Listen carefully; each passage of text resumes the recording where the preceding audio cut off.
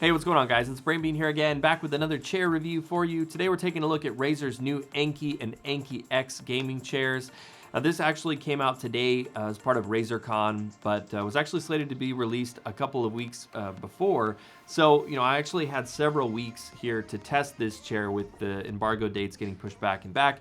Actually ended up working out quite well because usually you don't get a lot of time to test something before you put out a review with a big embargo and stuff like that. So in the case of the Enki, I've had a lot of time to sit and use this chair, especially with D2R coming out or having been out. I spent a lot of time in this chair playing Diablo. So I feel like I can give you a really good overall opinion of what you can expect if you pick up an Enki.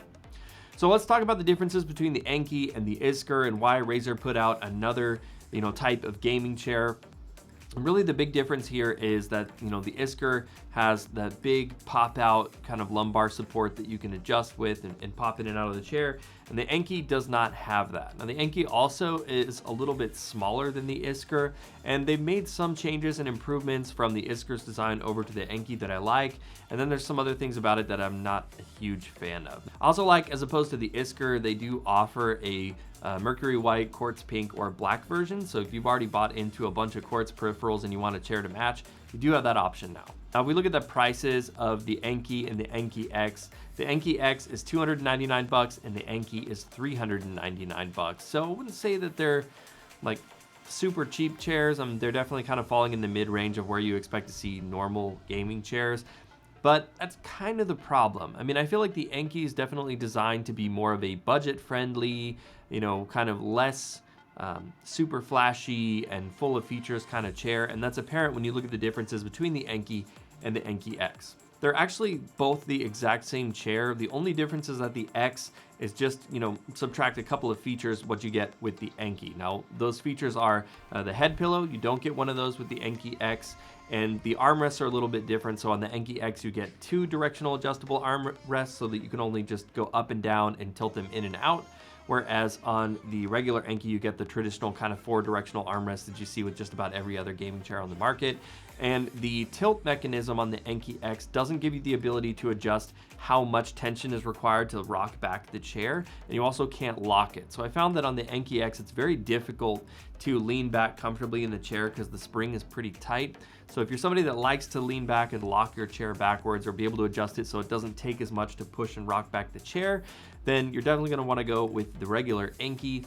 But if those things don't matter to you all that much, I do think the Enki X is probably the way to go. And we'll talk about why that is when we get kind of a little bit more into the overall opinion.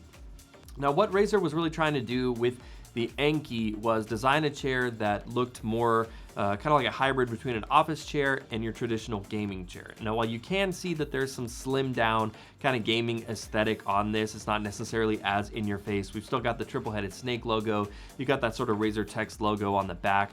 And I do like, in terms of the finish on this chair, we've got a different two-tone kind of style finish going on. So you've got sort of the regular kind of leatherette on the sides of the chair, that nice kind of smooth finish. And then you have this sort of quilted diamond pattern on the actual cushion. And I like the way it looks aesthetically. I also think it makes it a little bit more pillowy so that when you're sitting on it and have your back on it, it's a little bit more comfortable in that sense.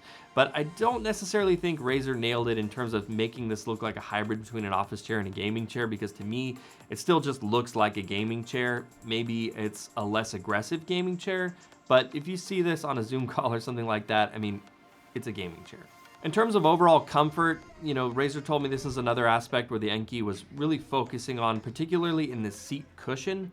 And they did a lot of studies in terms of figuring out how to kind of reduce pressure when you're sitting in the chair and disperse that evenly. So, typically these gaming chairs are made with cold cure foams. And in the case of the Enki, we've actually got 2 different hardnesses in the foam of the chair. So in the backrest of the chair, it's a little bit harder than the foam in the seat of the chair. And this is actually very noticeable going from sitting in something like, I've literally got like 10 or 15 gaming chairs in my house almost all the time from all the reviews and stuff that I do. So in sitting in them kind of going down the line, you do notice a difference when you sit in the Enki. as well as the shape of the seat is quite nice too, I think. I like that they got rid of those annoying sidewalls that you typically see on gaming chairs that are kind of designed to make you sit with better posture.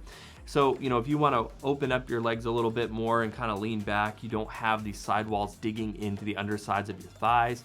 You know, also if you want to cross your legs or get in the chair like this or sit on one leg or, you know, something like that, you don't have all these awkward things digging in. So I think Razer really nailed it in that regard.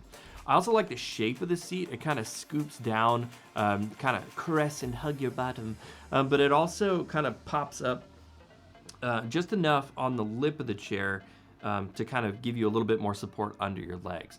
Now, I will say that this did become a little bit of a problem for me personally because I'm a little bit taller at around 6 feet, and I feel like the seat depth is not enough for how long my legs are. So depending on the height of the chair that you want to sit at, this is going to be more or less of an issue for you. And I found that I like to sit with my chair a little bit higher, and the Enki doesn't get quite as high as I would like to be able to sit. And so while I do feel like the actual seat cushion in the Enki is pretty good, for me, it wasn't necessarily the best experience. I think I would recommend it for people, you know, somewhere in the realm of up to 170 pounds and maybe up to like 5'10". But I think if you start to get higher than that, or if you have really long legs, the Enki's not going to accommodate you as much. I just think there's not enough seat there to sit on. You know, additionally, piggybacking off of comfort, if we look at the backrest of the chair, while the Enki doesn't have an adjustable lumbar section, it does have this kind of nice built-in curve for your spine. And I feel like Razer also nailed it here in terms of overall just comfort on that natural curvature of the spine. And both my wife and I, both sitting in this chair, combining that kind of lumbar support with the way the bottom seat cushion of the chair kind of scoops in and caresses you a bit, it really is a nice seating experience. So we both were kind of like, yeah, this is nice. I like this. So I do think they got that part right. But let's talk about what Razer didn't nail with this chair. I feel like they're kind of towing the line between this chair being a budget chair and being kind of a higher quality chair. And when you try to please both worlds and price it in the middle, you really end up with just something that's not that special, in my opinion. I think they definitely kind of cheaped out on the reclining mechanism, especially on the Enki X. It's very small and kind of dinky, and assembling the freaking countless other chairs that I've assembled, they all almost always have this big, bulky kind of mechanism that you bolt to the underside of the chair, and you don't see that with the Enki X, and that immediately gave me this sort of opinion of it of like, oh, well, this is not going to be the best materials. Additionally, if you look at this thing from the side, the backrest of the chair is only like an inch thick, so it's super thin and slim. You also see this reflected on the underside of the chair as well, and if you look at it next to, you know, a Secret Lab Titan Evo or AK Racing or like just about anything else, the Enki is definitely a lot more slimmed down compared to those. Those are usually 2 to 3 inches thick. Enki is like an inch and a half thick, and then all the way down here at the middle, arguably where it matters more, it is thicker, but it does kind of give it a cheaper look. Also, I feel like the seat cushion in the Enki, for me at least, at about 200 pounds, doesn't quite hold up as well for real long time use. I was starting to feel a bit fatigued after about 4 hours. And for me personally, as somebody who works at their desk all the time and then wants to game in their desk, I felt like it didn't cut it. And in fact, when I got up out of this chair and swapped it out for my Titan Evo that I had close by, because I was filming with that as well, I instantly felt some relief, as well as like the Vertigear trigger that I normally keep at my desk all the time. They don't give me that problem, and I'm not sure if that's because sort of the waterfall seat design that they have, or what I'm suspecting is more the case is just that the seat base is not long enough for me, so my legs are kind of hanging off the edge a bit. And so that's why, again, I recommend it for people that are maybe a little bit shorter.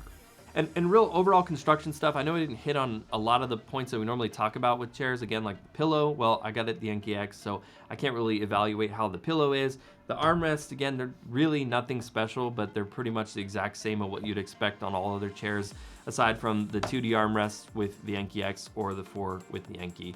The actual base of the chair is solid metal. The casters are pretty good, so it's not the cheaper plasticky ones you do see on like the bargain gaming chairs, which is nice.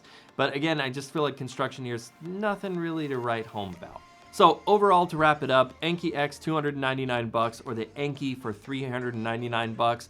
If you were gonna pick up one of these chairs, I wouldn't necessarily recommend getting the Enki because, again, I feel like if you're gonna spend $400, you might as well just drop another 50 bucks and get a Titan Evo. It's gonna be way more comfortable, have a lot more features, a much better warranty, and I just think overall there's just no other reason to pick up an Enki. Now the Enki X for me, I think would have been a freaking smash hit home run by Razer if it would have been 199 bucks. That's what it feels like this chair is worth to me, and at that price I would recommend it all day long. Even hell, like 249 bucks I think would be way more reasonable, but I just think 299 is just not quite there. It doesn't know if it wants to be a bargain chair or if it wants to be a more premium chair. So with that in mind, I don't necessarily recommend this one. Maybe if you're kind of on the smaller side and you just really want a chair that, you know, you can rep Razer with and want to go that route, then it's not bad by any means. I would still say it's kind of middle of the road in terms of chair quality. Definitely not like a super cheap crappy one, but I would still recommend if you're already paying that much money, just go with something that you know is going to be good. Anyways, guys, that's it for this one. Let me know in those comments down below what you think about the Enki and the Enki X. As always, guys, I appreciate you watching this video so much. You know, if you made it this far into the video, I'd love to see you subscribe. We're definitely getting kind of close to 100K, and I know I've been slacking off for a while with the baby being born and everything, but I'm looking forward to coming back and really making a bunch of videos for you guys. So thank you so much for watching. Stay safe out there. Take care of each other, and I will see you in the next one.